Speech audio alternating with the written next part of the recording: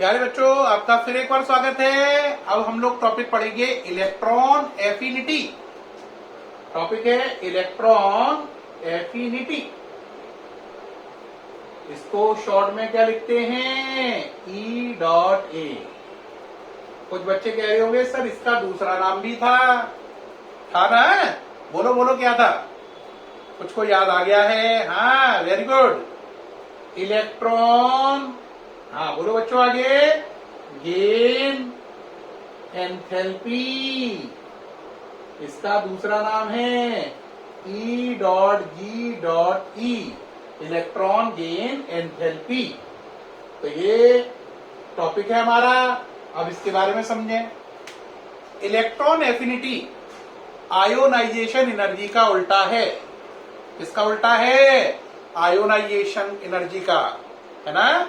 अच्छाई का उल्टा बुराई, है ना? जीनियस का उल्टा बेवकूफ। तो उसी तरीके से आयोनाइजेशन एनर्जी का उल्टा इलेक्ट्रॉन एफिनिटी। कहोगे सर उल्टा है तो क्या मतलब हुआ? लगाओ कल, लगाई, आया समझ में? क्या आयोनाइजेशन एनर्जी में क्या करते थे? लास्ट शेल में से इलेक्ट्रॉन निकालते थे। लास्ट शेल में से इलेक्ट्रॉन निकालते थे। इसमें क्या करेंगे? लास्ट शेल में से इलेक्ट्रॉन निकालेंगे नहीं, बल्कि लास्ट शेल में एक इलेक्ट्रॉन एडिशनल ऐड करेंगे। उसमें इलेक्ट्रॉन निकालने से एटम क्या बनता था? Positive ion. इसमें इलेक्ट्रॉन ऐड करने से एटम बनेगा नेगेटिव आयन। ठीक, डेफिनेशन बनाओ। उसमें एनर्जी क्या होती थी? देनी पड़ती थी। इसमें एनर्जी आपको मिलेगी। तो तीन अंतर हुए। उसमें लास्ट शेल में से इलेक्ट्रॉन निकालना था, इसमें ऐड करना है। ठीक, उस दूसरा अंतर क्या हुआ? उसमें एनर्जी आपको देनी पड़ती थी, क्योंकि आप न्यूक्लियस के अपोजिट चल रहे थे। इसमें न्यूक्लियस आपका सपोर्ट करेगा, तो आपको एनर्जी देनी नहीं पड़ेगी। न्यूक्लियस आपका वेलकम करेगा, आपको एनर्जी मिलेगी। आयोनाइजेशन एनर्जी देने के बाद एटम कन्वर्ट हो जाता था पॉजिटिव आयन में, थर्ड पॉइंट में, थर्ड बार। और जबकि इसमें एटम कन्वर्ट होगा नेगेटिव आयन में। तो कितने डिफरेंस हुए? तीन। क्या क्या डिफरेंस हुए? तीन बताओ। लास्ट शेल में से इलेक्ट्रॉन निकालना था, इसमें ऐड करना है। उसमें पॉजिटिव आयन बनता था, इसमें नेगेटिव आयन बनना है।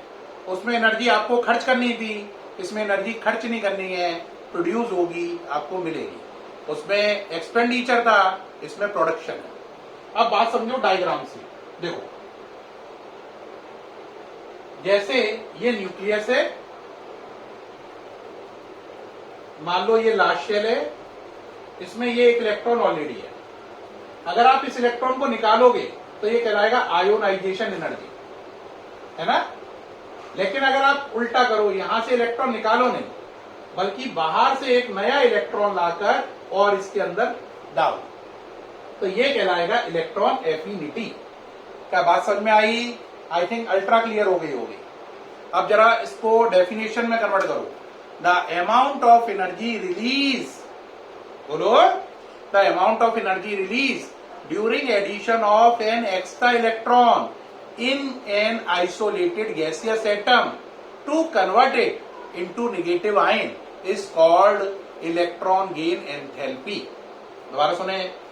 The amount of energy released on adding an extra electron in an isolated gaseous atom to convert it into negative ion is called electron gain enthalpy or electron affinity. Okay रहा? अब बात आई कि sir ये बात तो समझ में आ गई। अब टॉपिक आता है फैक्टर अफेक्टिंग, सॉरी फैक्टर नहीं, पहले वेरिएशन इन ग्रुप और वेरिएशन इन पीरियड। तो पहला आया variation of electron affinity in group. Variation of electron affinity in group. Group में इसका वेरिएशन क्या होगा? देखो बेटा, ग्रुप में अगर आप ध्यान दो तो देखो, ग्रुप में चलने पर लगातार क्या होता है?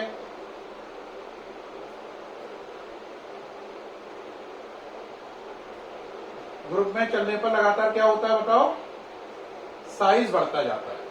अब बाहर से आपने इलेक्ट्रॉन लाके इसे दिया, तो ये इलेक्ट्रॉन जब आएगा यहां पर, तो ये न्यूक्लियस के पास है, इसमें जो इलेक्ट्रॉन आएगा यहां पर, ये वाला, जब ये इलेक्ट्रॉन यहां पे एंटर करेगा तो ये न्यूक्लियस से दूर है, और इसमें जब ये इलेक्ट्रॉन एंटर करेगा यहां पर, नया इलेक्ट्रॉन ये एंटर करेगा तो ये न्यूक्लियस से और दूर है।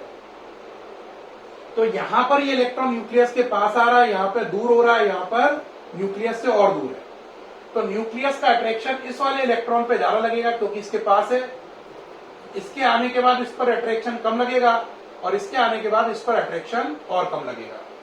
अट्रैक्शन ज्यादा होगा तो इलेक्ट्रॉन एफिनिटी ज्यादा होगी, अट्रैक्शन कम होगा तो इलेक्ट्रॉन एफिनिटी कम होगी। तो ग्रुप में नीचे चलने पर आने वाला इलेक्ट्रॉन जब शेल में एंटर करता है तो वो न्यूक्लियस के पहले तो पास होता है, फिर दूर, फिर और दूर हो जाता है। न्यूक्लियस से जैसे जैसे वो दूर होगा, है ना, वैसे वैसे न्यूक्लियस का अट्रैक्शन उस पर कम लगेगा और इलेक्ट्रॉन एफिनिटी ग्रुप में चलने पर कम होगी। ध्यान रखना, ग्रुप में चलने पर इलेक्ट्रॉन एफिनिटी डिक्रीज होती है। इसका मतलब क्या हुआ? As we move down the group, size of atom increases and electron affinity decreases.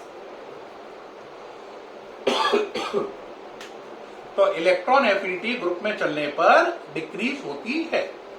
अब बताओ क्या होगा? Variation in period.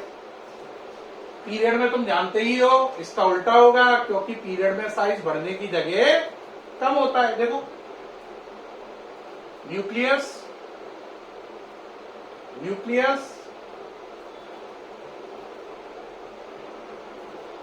अब देखो, नया इलेक्ट्रॉन आया यहां, तो न्यूक्लियस से आने के बाद क्या होगा? थोड़ा सा दूर होगा। नया इलेक्ट्रॉन आया यहां, तो आने के बाद ये न्यूक्लियस के पास आ गया। नया इलेक्ट्रॉन आया यहां, तो आने के बाद ये न्यूक्लियस के और पास आया। दूर है, इलेक्ट्रॉन एफिनिटी कम है, पास आया बढ़ी, पास आया और बढ़ गई। तो पीरियड में चलने पर इलेक्ट्रॉन एफिनिटी क्या होती है? इंक्रीज। तो क्या सीखा? ग्रुप में इलेक्ट्रॉन एफिनिटी डिक्रीज होती है और पीरियड में इलेक्ट्रॉन एफिनिटी इंक्रीज होती है। क्या ये बात समझ में आई कि ग्रुप में इलेक्ट्रॉन एफिनिटी डिक्रीज होती है और पीरियड में इलेक्ट्रॉन एफिनिटी इंक्रीज होती है? तो प्यारे बच्चों, हमने क्या क्या समझा? इलेक्ट्रॉन एफिनिटी क्या है और उसका ग्रुप और पीरियड में क्या वेरिएशन है। पूरी बात को रिजल्ट बनाओ। इलेक्ट्रॉन एफिनिटी का मतलब वो एनर्जी जो रिलीज होगी जब आप एक एक्स्ट्रा इलेक्ट्रॉन किसी एटम के लास्ट शेल में ऐड करके उससे नेगेटिव आयन बनाएंगे। ग्रुप में चलने पर इलेक्ट्रॉन एफिनिटी डिक्रीज होती है और पीरियड में चलने पर इंक्रीज होती है। अभी इलेक्ट्रॉन एफिनिटी टॉपिक कंप्लीट नहीं हुआ, इसका रिमेनिंग पार्ट इलेक्ट्रॉन एफिनिटी का कल आएगा और कल ही नया टॉपिक शुरू हो जाएगा, इलेक्ट्रोनेगेटिविटी। तो कल हम पढ़ेंगे इलेक्ट्रॉन एफिनिटी का रिमेनिंग पार्ट और इलेक्ट्रोनेगेटिविटी की शुरुआत। ठीक है प्यारे बच्चों, आज का वीडियो कैसा लगा? अगर बहुत अच्छा लगा हो कॉम्प्लीमेंट करें, कोई सुझाव हो तो जरूर दें, डाउट्स हो तो व्हाट्सएप पे जरूर पूछें। लेकिन पढ़ाई करें, है ना, टाइम वेस्ट ना करें। ठीक है बेटा, खूब मेहनत से घर पे पढ़े।